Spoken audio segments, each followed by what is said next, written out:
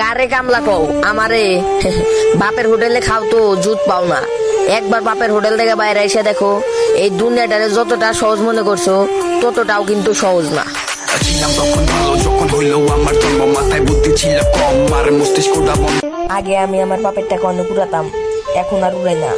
এখন ওই টাকাগুলাই খুঁজি, কারণ রক্ত পানি করে যে টাকা ইনকাম করতে হয় এটা এখন আমি ভালো করে বুঝি।